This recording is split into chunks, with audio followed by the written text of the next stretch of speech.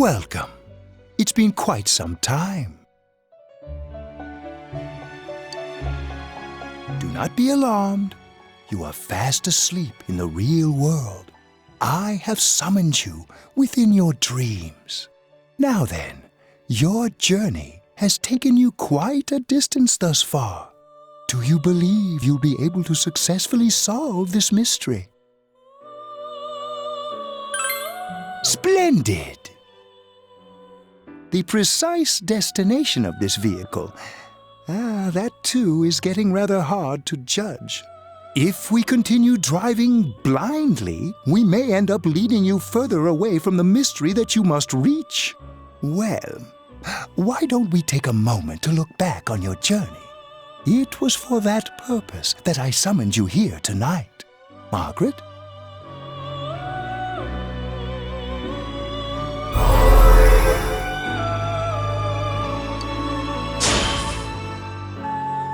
We are experiencing the words engraved into your memory during your journey.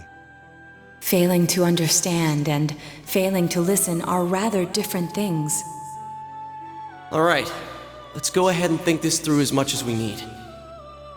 If we leave any unanswered questions behind, we'll just be lying to ourselves. I'll think as hard as I can and try to help.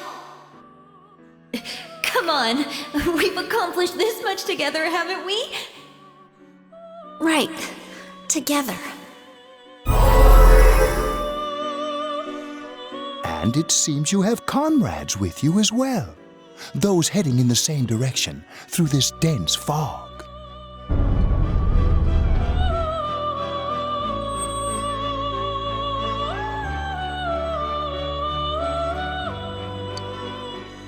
We'll be parked for the moment while I confirm our current heading. As I mentioned previously, this year will signal a great change in your life. Though there isn't much time left, it can be worth your while to take the time to stop and reflect. People are like water flowing in a river. There is only one stream, but all who pass through it are affected differently. Some travel fast. Some change their course, experiencing countless events as they travel down the river of time. Just so. The state of this room reflects the scenery of your heart. Perhaps this may be a time for contemplation rather than action.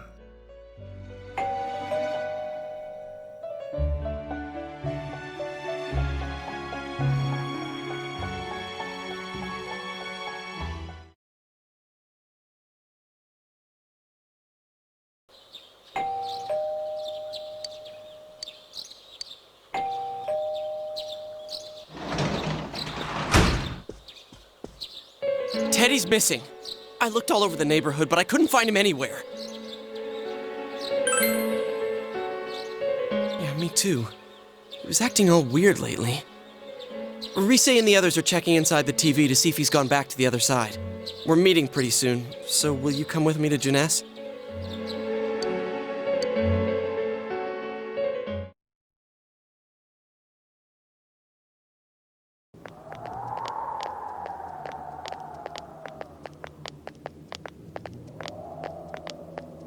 It's no use, man. We can't find him. No luck for me either. I didn't sense anything over there. The fog's so dense it might be affecting my readings. I wish I could do better. I'm sorry. That Ted. Don't tell me he really went back to his world this time.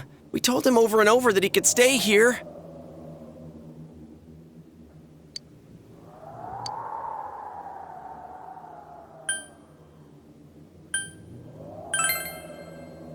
I guess that's all we can do right now. He plays dumb a lot, but he's attached to us deep down. He wouldn't disappear without saying anything, right? I'm worried for Teddy myself, but let's trust in him and await his return. Right now, we must concentrate on the case. It won't be long before Namatame is transferred to another location. We must hurry, or we will miss our only chance to get his perspective on this. You know, I've been thinking about the case since, but something just doesn't seem right. Let's quickly review the facts. Of all the victims, only 2 were killed. Miss Yamano the announcer and Saki-san. From the documents we found in the car, we know Namatame had some sort of dealings with them. After that, there were multiple attempted murders in which we were targeted. It was only when he took Nanako-chan that we caught him in the act, identifying his modus operandi in the process. When I hear you put it like that, sounds like the dude's guilty. As a result of Namatame's arrest, the police admitted that Mitsuo Kubo was a mere copycat killer. Back up to yesterday. Remember when you said Namatame didn't have a motive to kill the announcer? That's what's bothering me. Right. Either he's completely nuts, or we're misunderstanding something. You lost me. She's trying to say that if Namatame is sane, then there may be facts in the case we don't know about yet. Sane or insane? Sounds like a play I saw before. When he talks about saving people, what does that actually mean? I don't think there's any doubt that it includes kidnapping people and throwing them into the TV. Could he mean saving them through death? He did call himself a savior and said that the other side is a wonderful world. So they'll be saved if they die? What a bunch of crap! The bastard should have gone and saved himself. What do you think, Senpai? If you think about it normally, it's gotta be him. But there ain't nothing normal about that world anyways. There's something I've been wondering about for a while. When we first encountered him, he said, "You're the ones I saved. Don't worry, I'll save this girl too." So, if he saves people by killing them, did he save us too? Wouldn't he actually have failed to save us? You raise a good point. If he thinks that salvation comes only through death, his words to us make no sense. And another thing, the Namatame who appeared on the Midnight Channel said he failed to save Nanako-chan. Well, maybe he really was trying to save the victims by putting them inside the TV. Come on, don't get all quiet like that. You guys know I just say the first dumb thing that pops into my head. The possibility that he truly intended to save us. But he's still the one who threw in Saki-senpai and that announcer, right? Sure, we haven't nailed down his motives, but that doesn't change the fact that he killed them. Or what? You think someone else was involved? What makes you think so?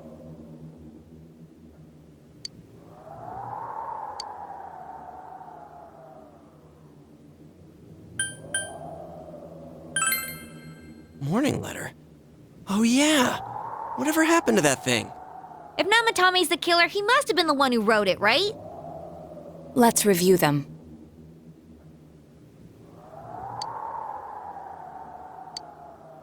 Yes, that's right. Isn't that kinda odd? Would someone who thinks he's saving people by killing them write stuff like, "Don't rescue or kill"? Yeah, and the "will be put in and killed" part doesn't make sense either. If the killer was writing it, wouldn't it be more like, "I'll put in and kill"? Hey, could this mean...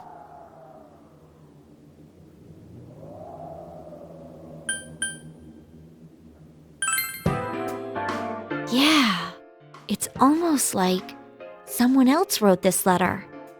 But only the killer would write such a letter and deliver it to Dojima-san's house, right? If someone else wrote it, that could only mean... Dear God. Since this is such an unusual case, I was absolutely convinced that other than the Kubo incident, there was one culprit. So Namatame really was trying to save his victims? Everything is exactly the opposite of what it first seemed. In Namatame's parlance, failing would have been the first two cases when the victims died. If he had used his method twice and failed both times, he would hardly have continued using the TV. And yet he did. It all seems to suggest that someone else wrote this warning letter while observing the entire case. Someone else? Then it wasn't Namatame that killed Saki-senpai and the announcer? We can't say for certain yet. We urgently need to speak with Namatame face to face.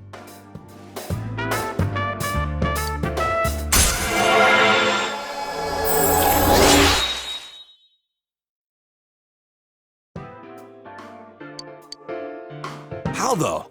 After what happened yesterday, they said they're gonna tighten security. I have a plan, but there's no time to waste. Let's hurry to the hospital.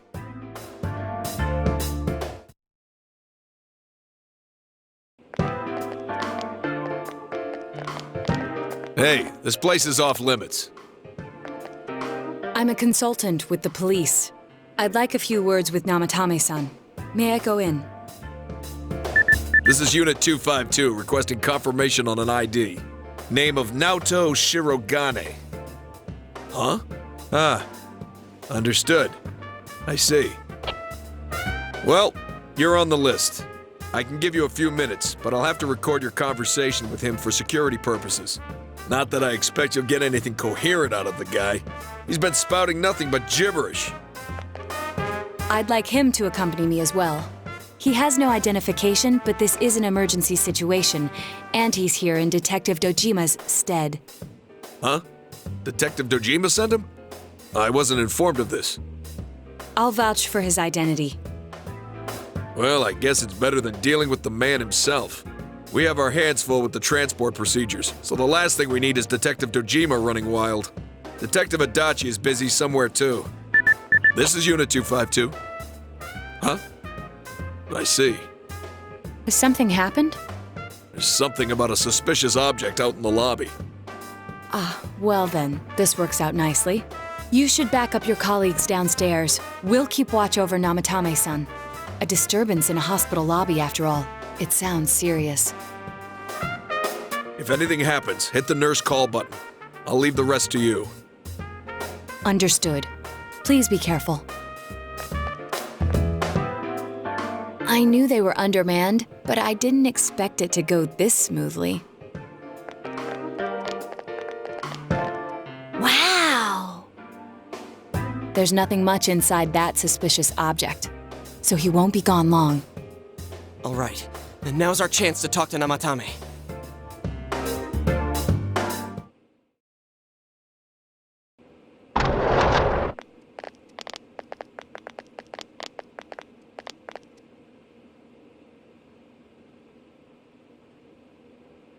Namatame-san, there's something we'd like to ask you.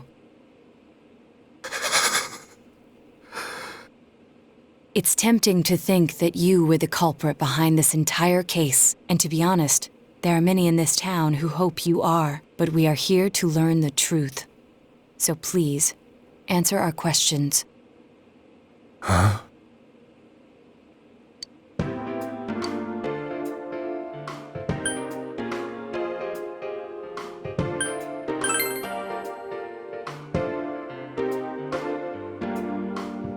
No. If nobody saves them, they'll be killed. That's why I put them in there.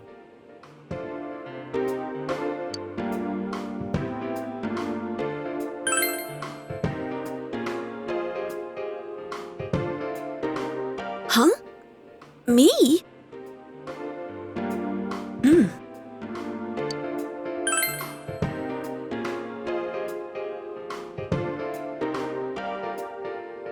They were killed. I couldn't save them. Then tell me if my estimation is correct so far.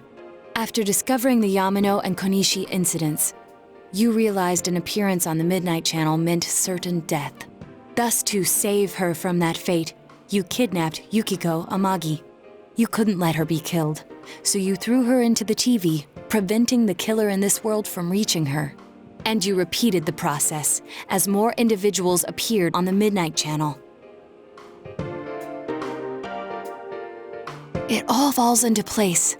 His body is weak, but his mind is sound. He's trying to tell us the truth. Yeah, but if the stuff he's saying is true... There's another killer who murdered the first two victims? Indulge us in a few more questions.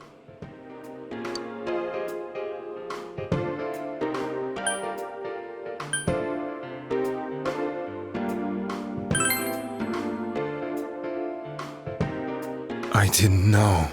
I never thought it would be that kind of place.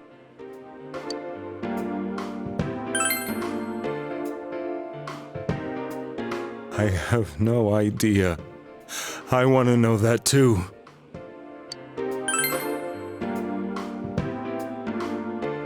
What are you talking about? As I thought. You believe me? Did they find him? Did they find the one who did such cruel things? Mayumi. Please calm down. Our ability to find the culprit rests on you. We know about the other world. In fact, we're the only ones who can fully understand what you have to say. Only you? We did blame you for everything at first, but now I think we can accept whatever you got to tell us as truth. Please, tell us everything you can, calmly and slowly. You're willing to listen? Do my story?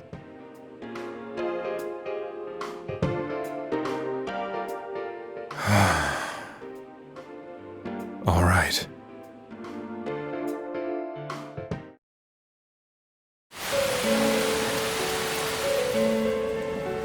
Soon after my affair with Mayumi became common knowledge, I returned to my parents' home, as if to run away from the scandal. And I started drinking heavily to drown my anxieties. I hadn't been able to reach Mayumi at all, and that didn't help either. Mayumi, where are you? She'd been disgraced on all the afternoon shows and forced to resign from the program she was on. I caused her so much trouble. I wanted to at least apologize to her, but I couldn't even do that. I lost the will and energy to do anything. Then, one day, the rumor I heard some time ago came back to me. Since I had nothing better to do, I sat down blankly in front of the TV and watched my own reflection. And all of a sudden, there was Mayumi. Mayumi? Is that you? The Mayumi inside the TV looked as if she was calling to me for help. Mayumi? Mayumi! When I reached out unthinkingly to touch her, my arm disappeared into the TV, as if I had dipped it into a pool of water. I was so shocked that I lost my balance and nearly fell face first into the TV.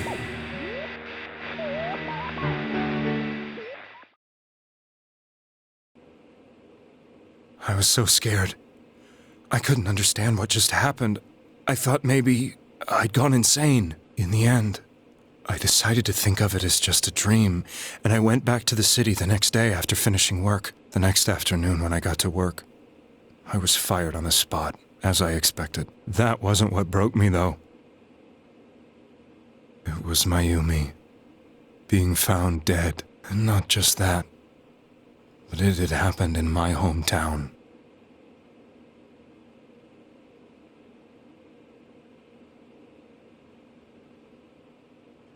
I was dumbstruck. But later on, I remember the image of Mayumi I'd seen that night. Was it not a dream? Could it really have been an SOS from Mayumi? I hadn't touched another TV because the first time was so terrifying, but I decided to try it again, and I confirmed that none of it was a dream. So that image, was it something Mayumi showed me, calling for help? That's how I felt. And eventually, you learned of the Midnight Channel. I remembered that when Mayumi was alive, she was chasing a rumor about some bizarre TV program. I'd heard about it before, but I thought it was just an urban legend. But then Mayumi appeared on it, and later turned up dead. The more I thought about it, the harder it became to believe that the two events were unrelated. Soon after that, I came back to Inaba to answer the police's questions. I'd lost my job, and I wanted to know the truth of Mayumi's death for myself. Then, on another rainy night, someone else appeared on the Midnight Channel. It was a girl. She looked like she was calling for help, just like Mayumi. The first thing that came into my mind was, maybe this girl will be the next to die. And that was Saki-senpai. I'd been following all the news about Mayumi, so I noticed right away that she was the girl who found Mayumi's body. And if my hunch was right, she'd be the next victim. I didn't want her to die the way Mayumi did, so I desperately kept watching. I was consumed with the idea of rescuing her. Then, little by little, her image on the screen came into sharper focus. It became sharper? How did you find out it was her? After I came back, my father couldn't bear to see me in such low spirits, and gave me a job with the family business. I met that girl when I delivered a package to the liquor store.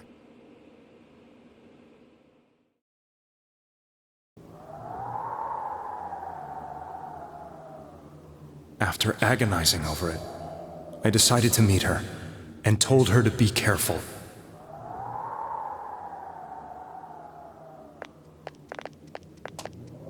But that same night, on the TV,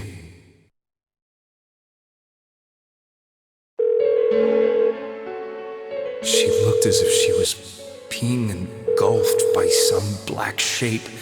She was writhing in pain. That's why I warned her. Why won't she pick up the phone?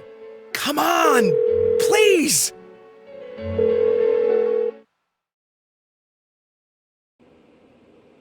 The next day, they found her dead.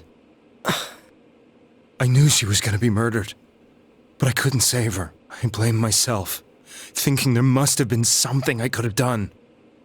There was no one who depended on me. Nobody at work, not even my wife. Mayumi was the only one who accepted me for who I was. But she was murdered, and the same person killed another girl. I was beside myself.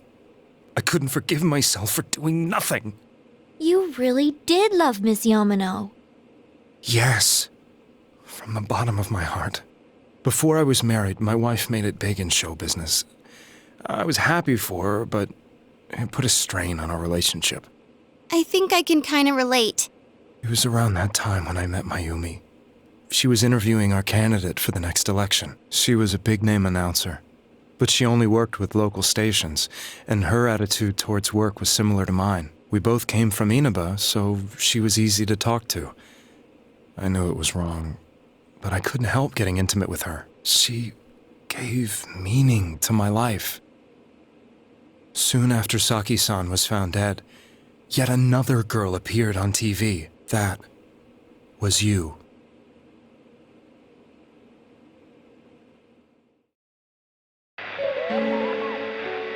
She'll be kidnapped next. And murdered. I can't let her end up like Mayumi and that other girl. This time, I'm gonna do something. My opponent was a murderer who left no clues to his identity. I thought hard about what I could do to protect her from someone like that. I'll never convince her. If she gets suspicious and they arrest me, who'll save her then? The girl inside the TV looked as if she was smiling at me. And that's when it hit me. I apparently had the power to go through the TV screen to the other side.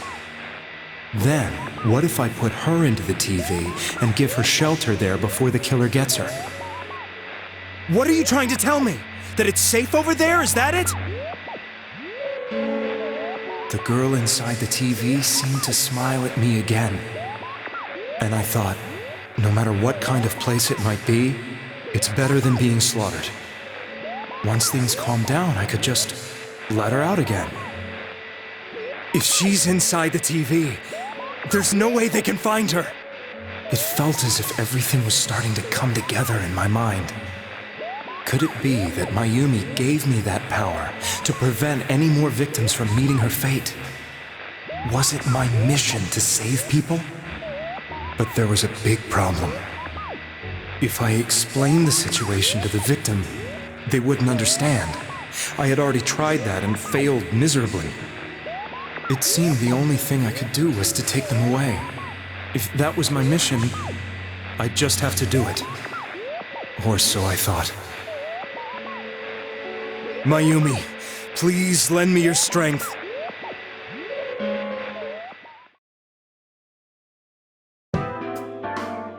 So, since you thought people who appeared on the Midnight Channel would be killed, you kidnapped us in order to save us.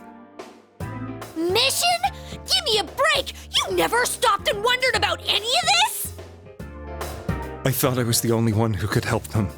I did call the police, but they didn't believe me. I knew the area well, thanks to my job. I had a large truck, and I could move around without suspicion. I thought my job as a delivery man would be the perfect cover for my mission. I thought no one else could do it. But Are you telling me that I wasn't saving them? If a person is still within the TV world when the fog appears here, they will die. Beginning with Yukiko-san, the people you thought you had been saving were, in fact, in mortal peril. It was my friends here who really saved us all. I had a feeling that was it. When I went after that little girl and entered the TV myself, for the first time, I had some doubts about myself. You refer to Nanako-chan, correct? The police were after me, so I had to get away. But I still felt I needed to do everything I could to save that poor little girl. That's why I went in after her. But the TV world was completely different than I imagined. Such an abominable, grotesque place. I knew that the three of you who I saved went back to your normal lives, so I didn't realize how terrible that world was. I never knew you couldn't even get out of that place on your own. No. That's a cowardly way to put it. I'd probably already begun to realize that it was a dangerous place. If I hadn't, I wouldn't have gone to see you all. See us? Wait, are you talking about the concert we did at Junes? Yes. I wanted to know why the ones I saved were all hanging out with each other, and how much you remembered. But in the end, I couldn't bring myself to say anything and ran home. I must have felt too guilty. But all the doubts and anxieties I'd been unconsciously suppressing exploded out when I entered the television myself. I thought I was going insane. I probably did. And you know the rest. When I came to, I was lying in a hospital bed. You really were trying to save people. But I ended up doing just the opposite. What a fool. I always wanted to enter the world of politics and become useful to society.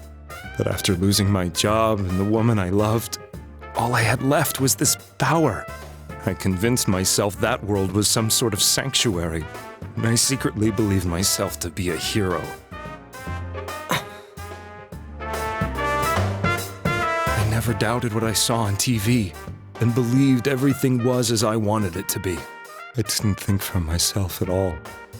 That's why I couldn't protect them. I'm to blame for all of this.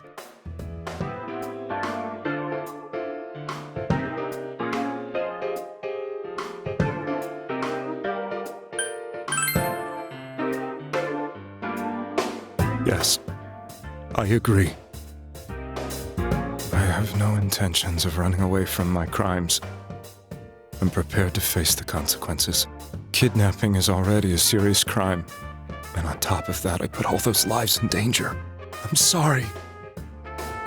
The Midnight Channel and the other world, you can hardly be blamed for failing to understand them properly. We must apologize to you as well. Had we let our emotions blind us to the truth, we would have piled all the responsibility on you. I guess from your point of view, people did stop dying once you started saving people. The more you did it, the more you really believed you were preventing their deaths. I'm such a joke. I'm sorry. I'm getting a little tired. What are you all crammed in here for? My apologies. We'll be leaving now. Wait. I beg you, please, find whoever's behind this. You children are the only ones who know about that world.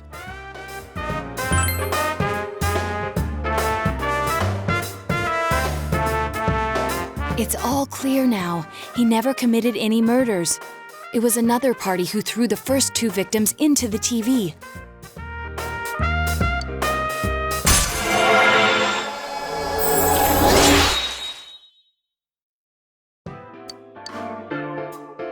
Now get out of here! I told you, he's almost ready to be transported. We can't have anything else happen. Sheesh, I better not see you rascals here again.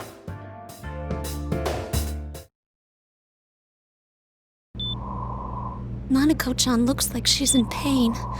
She's fighting for dear life. This was the last place we saw Teddy, right?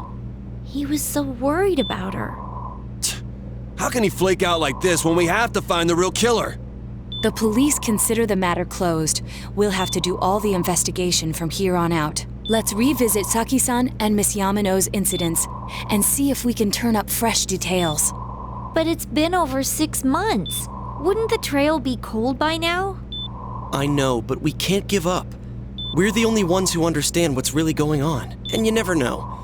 People might remember some things now because they've had so much time to think about it. Let's split up and talk to people all over town tomorrow. We'll meet up in the evening to discuss our findings. I hope we can find out something about Teddy, too.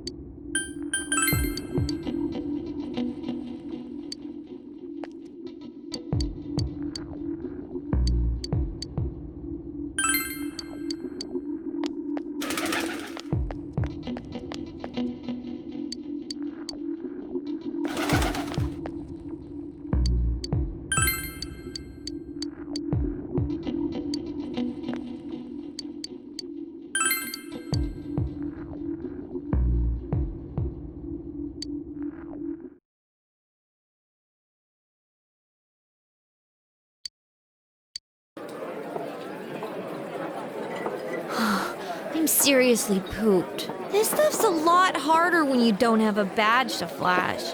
I walked around all day and didn't hear anything good. It was the same for me.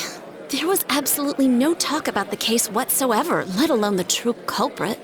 Ditto for me. Actually, in my case, I kept getting bombarded with questions and couldn't get them onto the main subject at all. The killer must be pretty good to have pulled this off without being seen by anyone in this small town. What should we do? Well, one steak bowl, please. That's not what I meant. But then again, I guess we might as well take a break. I'll have a crab and egg fried rice. I'll have roast pork ramen with extra noodles.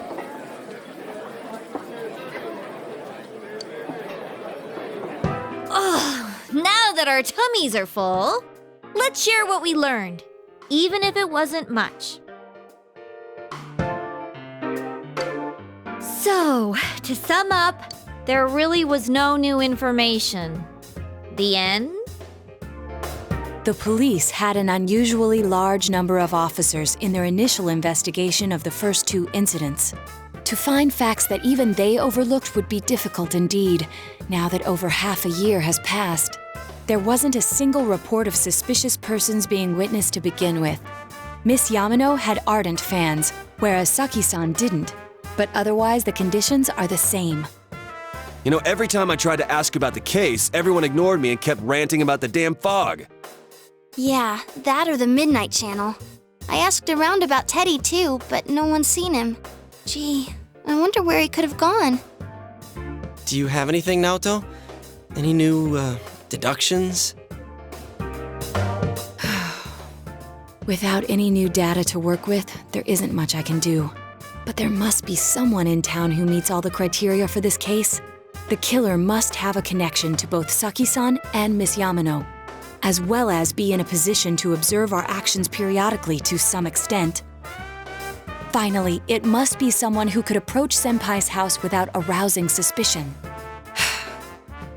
I need some fresh air before I give it more thought. I'll be outside.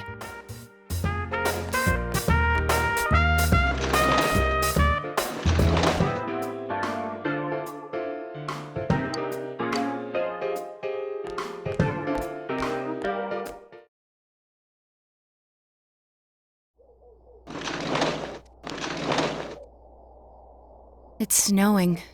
No wonder it's chilly. It's freezing out here. Maybe this'll help clear my head and get my deductive muscles flexing.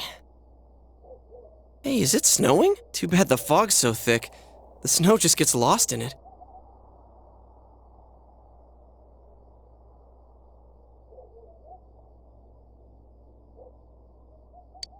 What's the matter?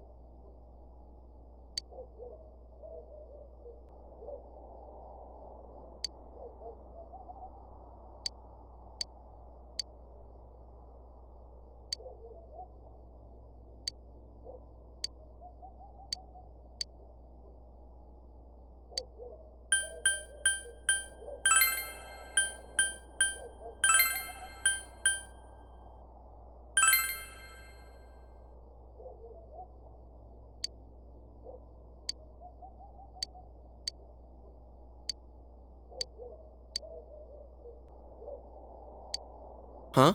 What about him? Detective Adachi. A member of the police force. That is an interesting approach. It would certainly explain the lack of witness reports. It's the same reason no one ever reported seeing Namatame's truck. This is a small town, so everyone must have known who he is. And since he's a detective, people definitely wouldn't have thought of him as being suspicious. In fact, he could use his position to his advantage and hide critical information. Huh. Well, if you think of it that way, I guess it's possible. But we're talking about Adachi here, right? I mean, really? Adachi? He's your textbook lousy detective. Are we really on the right track here? Actually, regarding Detective Adachi, I'm not sure how to put it, but there's something that's been bothering me about him for some time now. Yeah? Perhaps it's just my imagination, so I shouldn't speak too... It's cold. I think we've cooled down enough here. Let's go back in.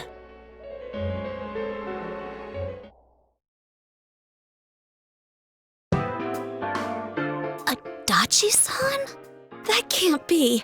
I mean, he said he came to escort Miss Yamano and... What? Was he at your inn when the announcer was staying there? When Miss Yamano was staying at our inn, the media were swarming all over it. That's when Adachi-san arrived, saying he'd been assigned to guard her. He told our waitress that fame could be rough. Guard her? He didn't spend the night there? Huh. I wonder if he knew Ms. Yamano. I don't know about that, but I heard he did call out to a girl in my class. I found out this afternoon, but I thought, that's just how cops are. So I didn't think it had anything to do with the case. Detective Adachi also questioned Saki-san, the one who found the announcer's body, on numerous occasions. I heard it was because there was so little information about the case at the time, but it's certainly unusual to question someone with as strong an alibi as hers multiple times. Then you think he had something else on his mind? And that something is what connects those two victims to Adachi-san? Come to think of it, we've been running into that guy a lot, in all sorts of places. And every time he'd tell us what the police were doing before saying, "Oops, I said too much," and clamming up. Was that all to throw us off the trail? It would be no problem for him to drop that warning letter into your mailbox either. Not to mention the fact that he can destroy any evidence that might point to him.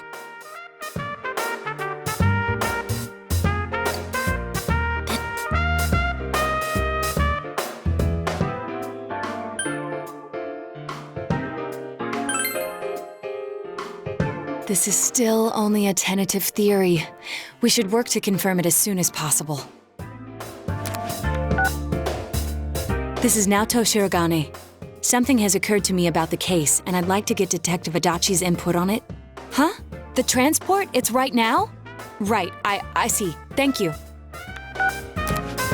What was that about a transport? Detective Adachi is headed to the hospital to prepare for Namatame's relocation. We must head there at once.